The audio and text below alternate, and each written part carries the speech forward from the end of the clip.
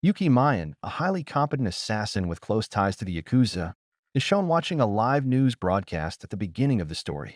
Bruno Diaz, a foreign diplomat in Washington, D.C., for a significant trade agreement between the United States and Costa Verde, is the subject of the report.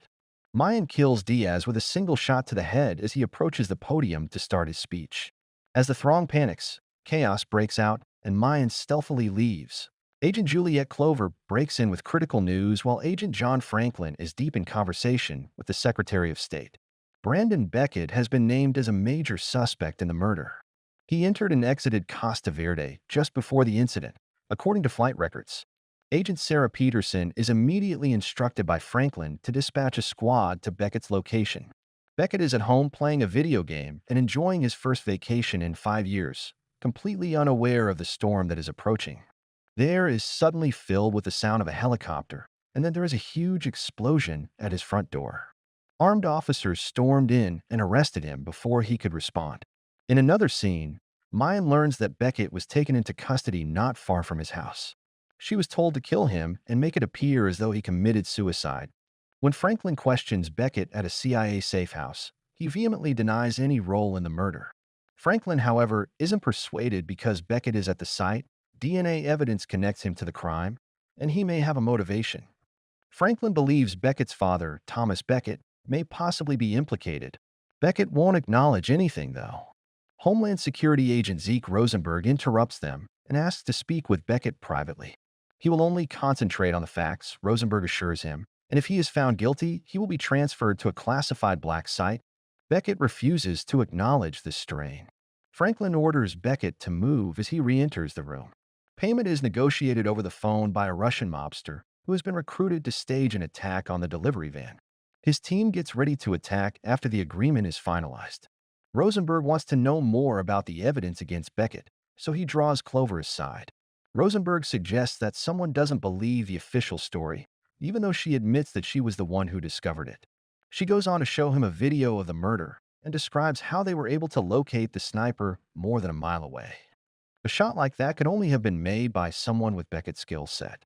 When Rosenberg watches the video more closely, he sees something strange. Novosil Pharmaceuticals so Donald South is standing in the throng when he shouldn't be. Even though Beckett is being transferred under strict protection, he still feels uneasy about the situation. When he alerts the officers in the car, they dismiss his worries. Shortly after, a truck obstructs their way as a second car approaches from behind.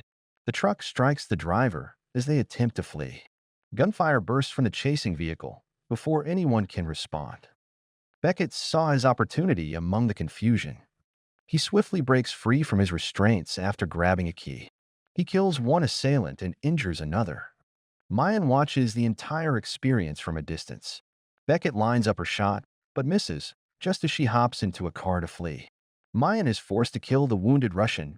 Rosenberg finds Donald South in California, where he is dining with a woman who is most clearly not his wife. After the woman goes, Rosenberg casually interrupts their dinner and sits down. He asks South directly, "Why were you at the scene of the assassination?" Asserts that he is in favor of easing the trade restriction, and says that Ficus Industries is about to acquire his business. He advises Rosenberg to follow the money because the people who stand to lose billions as a result of the trade pact would have the strongest incentive to halt it. Peterson informs Franklin about the disastrous transport operation back at headquarters. She tells him that a sharpshooter killed one of their own operatives and that Russian mercenaries ambushed Beckett. In an attempt to shield his kid, Franklin suspected Thomas Beckett of being involved right away. He gives his staff the command to find them both. Beckett is long gone, but they soon find the car he fled in. Beckett, who is now on the run, encounters two policemen who want to take him into custody. Aware that he cannot afford to be lured in, he overwhelms them and quickly flees. He takes control of a vehicle and orders the driver to take him to a secure location. Rosenberg confides in Clover back in California that he believes someone in their own ranks may be leaking information. He is aware that Franklin is determined to establish Beckett's guilt, which makes learning the truth even more difficult. When he inquires as to whether there is any dirt on Ficus Industries, Clover informs him of a recent security incident in which Josh Strahorn, an accountant for Ficus, attempted to enter a restricted area and set off an alert.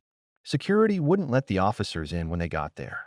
Sensing a lead, Rosenberg requests Strahorn's address and immediately travels to Vancouver to find him. Drake Phoenix, the chief of security at Ficus, welcomes Rosenberg to Vancouver. Phoenix explains that Strahorn had too much to drink and walked into the wrong location, unintentionally setting off the alarm, dismissing the incident as a simple misunderstanding.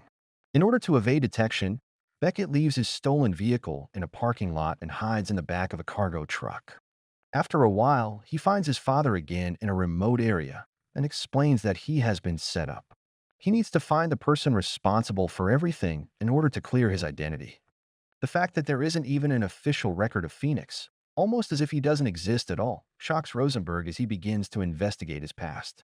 When Franklin overhears Clover discussing Ficus with Rosenberg, he emphasizes how important it is to find Beckett. Clover promptly provides the name and hospital information of the lone surviving Russian once Franklin exits. A security guard blocks Rosenberg's path to the hospital. He enters by flashing his badge. Since the Russian is a major suspect in an assassination, Rosenberg insists on rousing him up despite the doctor's warning that he has just had surgery. Rosenberg demands to know who hired the Russian as he awakens. When Rosenberg puts pressure on the man's new wound, he breaks down after initially resisting. It turns out that the employer created the impression that a helicopter was close by using a voice changer and phony background noises. In the meantime, Franklin's team is searching Beckett's home for hints. Peterson finds coordinates on a birthday card that Beckett's father sent her. Rosenberg is left behind as they depart to follow the location rather than wait. Rosenberg finds an old photo of Beckett with his military regiment while looking about the property.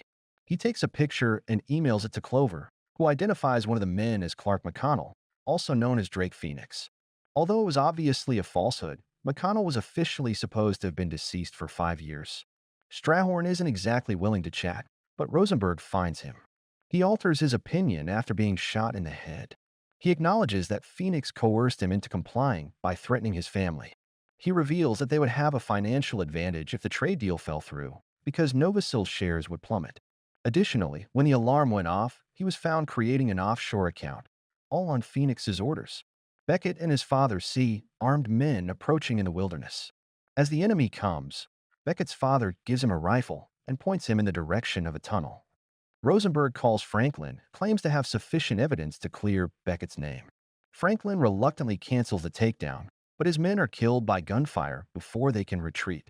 After escaping unharmed, Beckett hears the gunfire and quickly returns to his father's cottage. Unaware that they are being watched, his father armed himself, and they both look around. Their stalker creates a distraction and flees without firing a shot.